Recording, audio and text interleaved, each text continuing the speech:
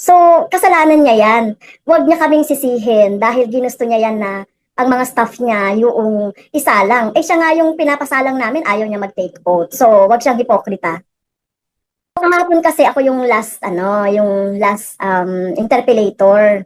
Pero nakita ko kasi no, for the whole proceedings, mula nung nandoon ako, nakita ko yung talagang pagtatangka talaga ni COS, Attorney Lopez, na magsinungaling.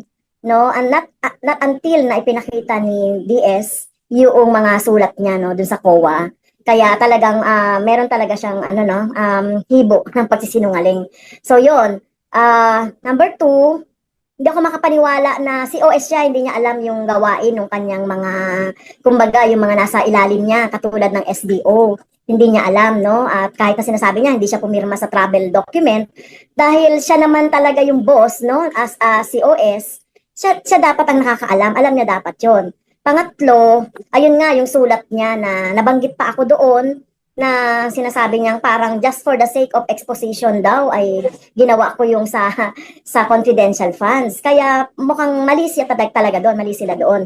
Kaya nga naglinaw ako doon. So, ang contempt, ang basis ng contempt ko ay yun na nga no, yung section 11, letter F, yung interference no mula noong ni-raise natin yung issue ng confidential fund doon sa budget hearing ng COA, no, dahil nga merong notice of disallowance. So syempre karapatan naman namin, no, karapatan naman ng taong bayan na malaman nila ano ba tong notice of disallowance dito sa 125 million, no, na confidential funds na dapat nga wala sa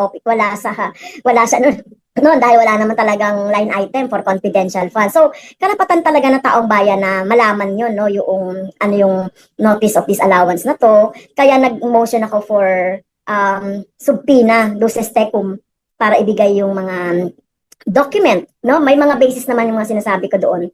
Kaya hindi lang for the sake of expose or whatever na iniisip nilang reason.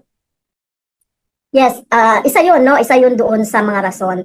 Pero sabi ko nga, for the whole proceedings talaga, talagang halatang nagsisinungaling siya, nagtatago sila, nag-evade siya, no? Kaya nag-culminate na yon doon sa letter na talagang sinasabi naman niya sa letter na hindi ba sabi niya wala siyang alam sa confidential fund. Pero sa letter, siya nga yung sumagot doon sa audit observation memo ng COA. At siya din yung nagsabi na huwag magbigay ng records or anumang report sa House of Representatives. So ibig sabihin parang sinasabi niya ba, baliwalain niyo na lang yung sinasabing ganyan, no, kasi hindi request yun Nabasa ko yung sulat, it is commanding. Nakalagay kasi doon should. 'Di ba? Should. Para inutusan mo ang COA na na wag magbigay ng report sa House of Representatives. Mahalaga 'yun doon sa inquiry, sa probing na ginagawa namin. Kaya talagang talagang talagang napilitan na tayo no na siya. I-detain siya, no? 'Yun. Well, that is hypocrite. 'Di ba? Parang gusto naman niya talagang gano'n ang maging itsura ng kanyang mga staff.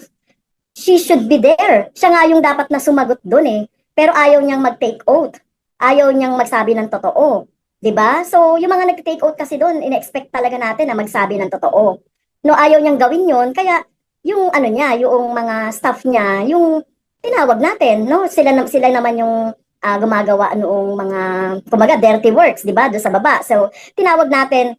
Mahalaga doon talaga yung mga nakapirma sa letter, which is si OS talaga, si Attorney Lopez, yung SDO, si Miss Acosta, at saka syempre yung in charge sa accounting, saka yung budgeting. So mahalaga namang mga tao yun sa baba niya para maliwanagan kami tungkol dito sa report ng COA, no? Sa report ng kung paano ba nagkaroon ng ganyang confidential funds at paano ginamit.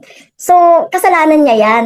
Huwag niya kaming sisihin dahil ginusto niya yan na ang mga staff niya yung isalang. Eh siya nga yung pinapasalang namin, ayaw niya mag-take oath. So, wag siyang hipokrita.